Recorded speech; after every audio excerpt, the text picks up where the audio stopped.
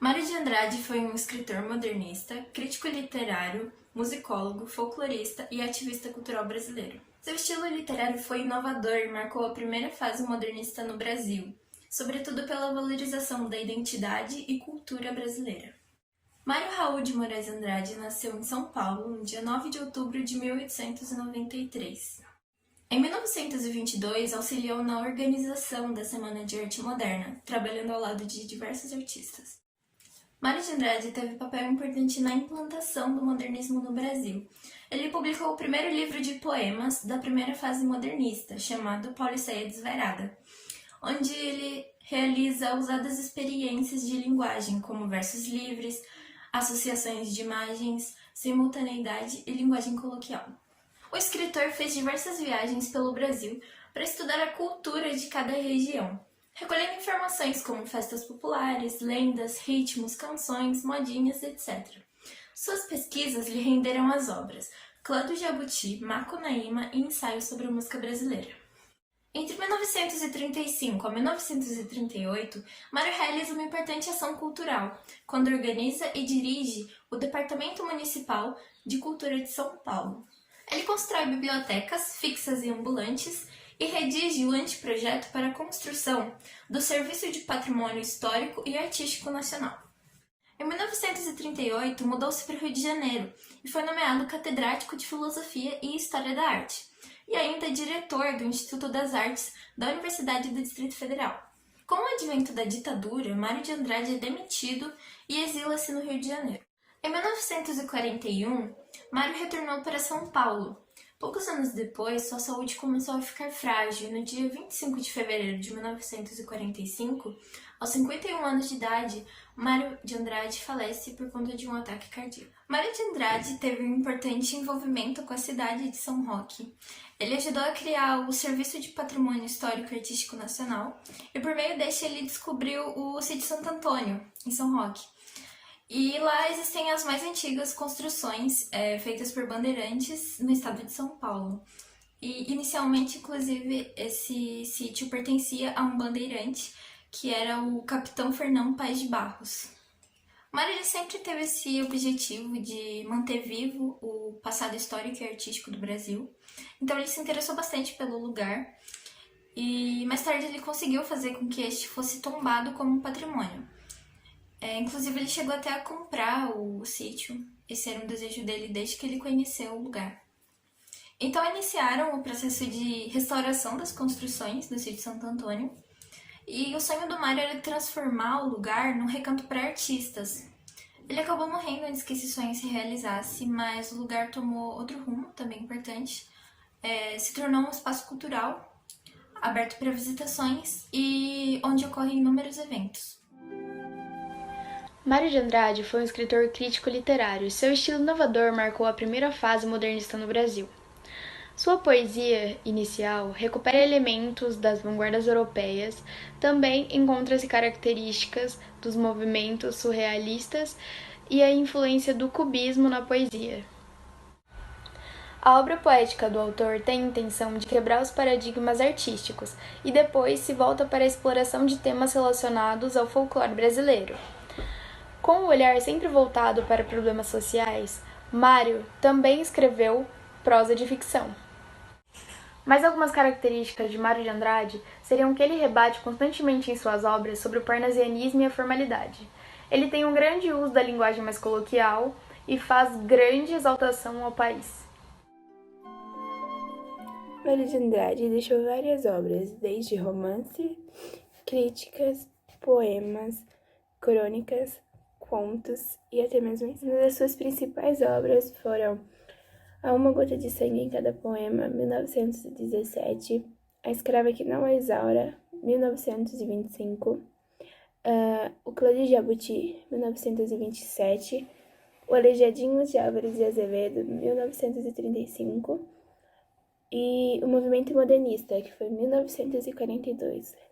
Mas a sua principal obra foi Macunaíma, que foi publicada em 1927, essa que teve o maior sucesso aqui no Brasil. Bom, também um dos principais poemas do Mário de Andrade se chama Moça Linda Bem Tratada.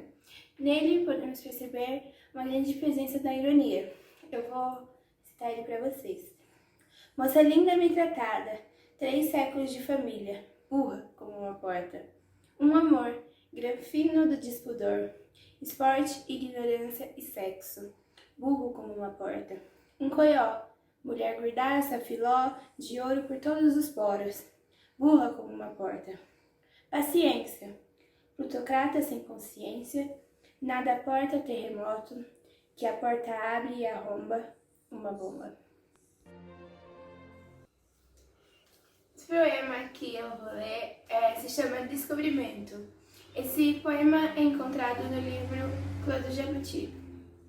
Bom, Mário de Andrade ele faz uma reflexão empática sobre diversas realidades do país. Descobrimento.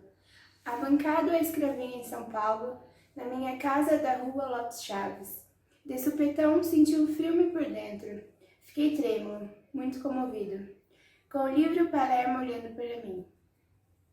Não vê que eu me lembrei lá do norte, meu Deus, muito longe de mim, na escuridão ativa da noite que caiu, um homem pálido, magro, de cabelo escorrendo nos olhos, depois de fazer uma pele com borracha do dia.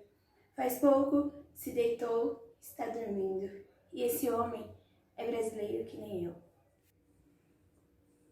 Também vale ressaltar a importância do filme Macunaíma, que foi dirigido pelo Joaquim Pedro de Andrade. Esse filme saiu dia 3 de novembro de 1969, aqui no Brasil. Então ele retrata o livro do Mário de Andrade. Vou deixar um pedacinho do trailer para ter uma noção sobre o quão importante esse livro, o filme, foi para o Brasil.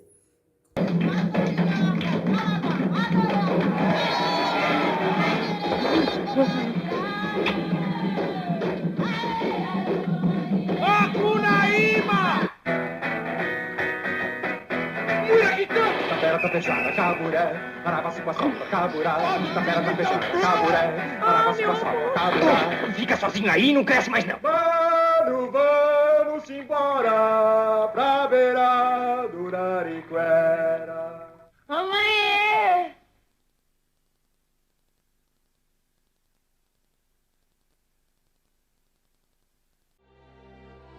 Macunaíma foi a principal obra de Mário de Andrade. Foi publicado em 1928 em São Paulo e faz parte da primeira geração modernista. O livro possui um pouco mais de 130 páginas, sendo 17 capítulos e um epílogo. Ele é cheio de romance, ficção e humor. A história do nosso herói começa quando Macunaíma nasce nas margens do rio Uraricoera e já apresenta sua principal característica, a preguiça. Ele vive com sua mãe e com seus 2 irmãos, Jigué e Maanapé, na tribo dos Tapanhumas, na Amazônia. Ele é chamado de herói sem caráter, preguiçoso e é muito aproveitador. Ele passou 6 anos de sua vida sem dizer uma palavra sequer, mas quando era instigado a dizer algo, ele dizia "ai, que preguiça", que é o bordão do personagem.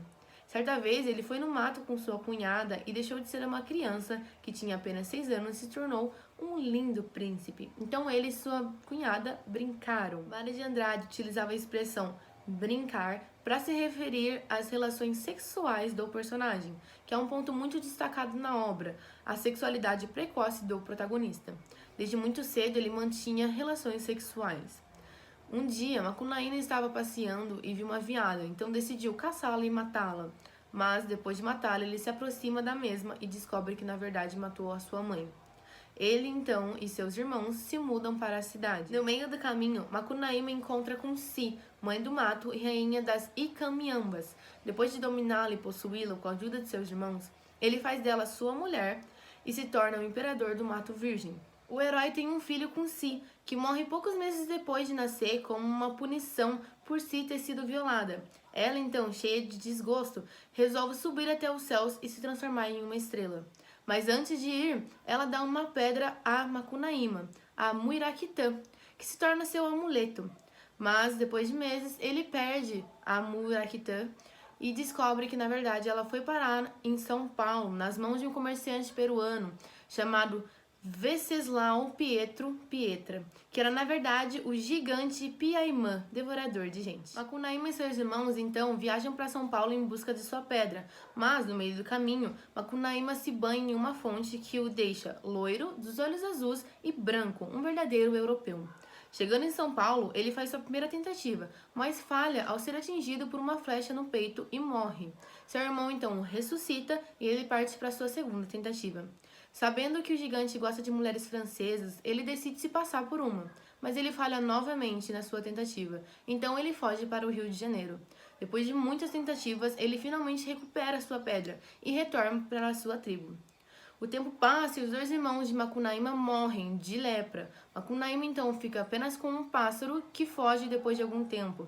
Cansado de tudo, cheio de desgosto, ele decide subir aos céus e se transformar em uma nova constelação, que é a constelação da Ursa Maior. E é assim que termina a história de Macunaíma. Mário de Andrade faz de Macunaíma uma rapsódia, uma colagem de lendas, mitos, tradições, religiões, lugares, comidas, falares, fauna e flora brasileira. O método de construção do romance como colagem possibilita que o autor faça uma exposição sincrética da cultura nacional, misturando lendas indígenas com inovações tecnológicas, inserindo personagens históricos em contextos diferentes e criando raízes e justificativas para alguns símbolos nacionais. Desde que foi lançado, o livro significa um marco na literatura brasileira, algo genuinamente brasileiro, como uma estética de linguagem própria e não comparável ao cânone europeu que influenciava a literatura até então. É um livro necessário para compreender o Brasil, a riqueza e a diversidade linguística e cultural do Brasil, e ao mesmo tempo a mediocridade e a avidez mesquinha da elite que marcava a história do Brasil. Mário de Andrade queria fazer uma crítica à cultura europeia e ao mesmo tempo exaltar a cultura indígena, que para ele é a essência do Brasil.